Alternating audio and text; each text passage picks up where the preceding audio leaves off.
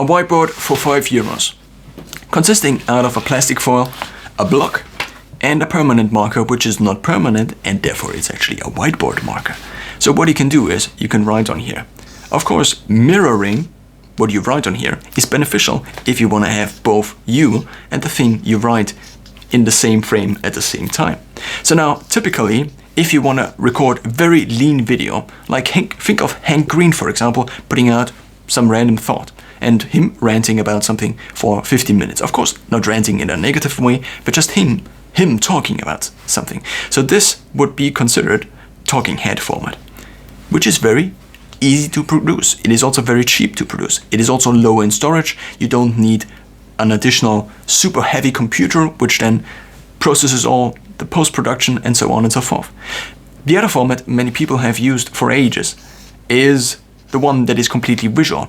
And with the educational space and also just these informative videos like Vox videos, for example, on the internet, what came up is actually the format where either people just draw and there is maybe additionally music, but also voice as a comment, so basically voiceover.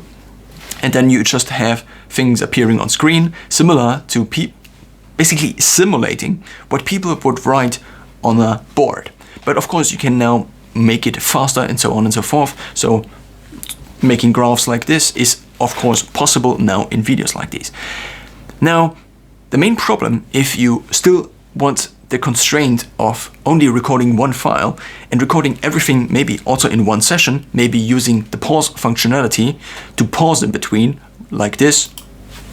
And therefore what you could do is you could frame yourself and the whiteboard into one video. So if you say a certain file has a certain amount of storage space, then if you want to basically keep your overhead for producing videos like these very low, then what you would do is maybe only store one file. So this one file would maybe be talking head or the explaining video. But of course now there is already an issue. Do you also record an audio file? Now, is the audio file synced to this one or to this one or to both?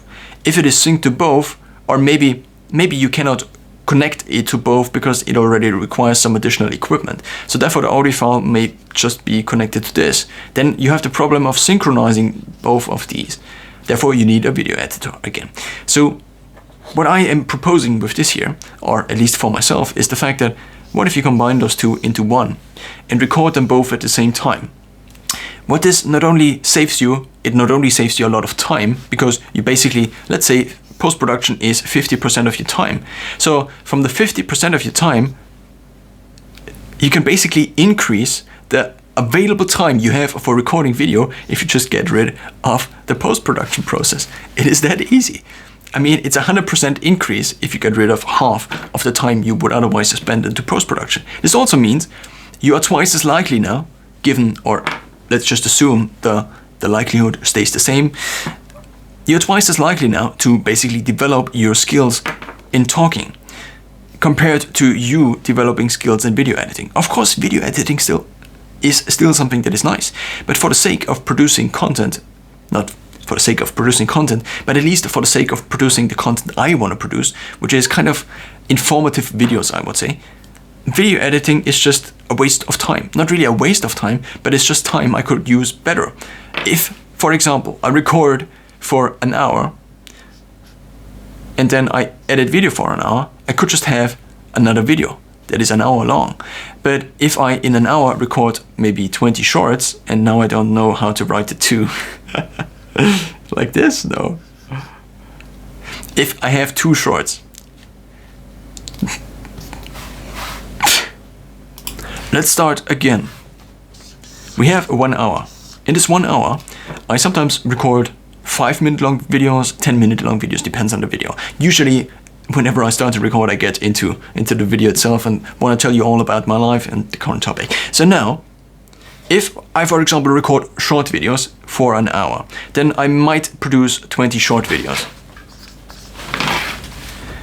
Now, what I additionally would have to do if I now would edit these short videos, and assuming now that you would only need 1 hour for editing these short videos, is actually quite an assumption. So as an example, I actually tried to cut out shorter clips from bigger videos, and it usually took me about 1 hour in terms of music. So this was music videos, so basically me jamming, and then I cut out clips from this. And it took me an hour usually to export and clip 10 clips, for example. In this hour, what I could also just have done is I could have taken the guitar and just made new music. In terms of music, it's kind of different because the music piece is something bigger. But in terms of you producing shorts, for example, and I could just record also a short within this video or clip out a short of this video. But you could also record native shorts additionally. So what you are taking yourself, or what you're taking from yourself, is the opportunity to double the amount of video you're actually able to produce if you just get rid entirely of the editing process. Now, for this format, what is also interesting, I think, is the fact that by providing more visual information, the video actually becomes more digestible. It also might steer you towards not ranting about things all the time, but to actually provide information in the form of graphs, for example.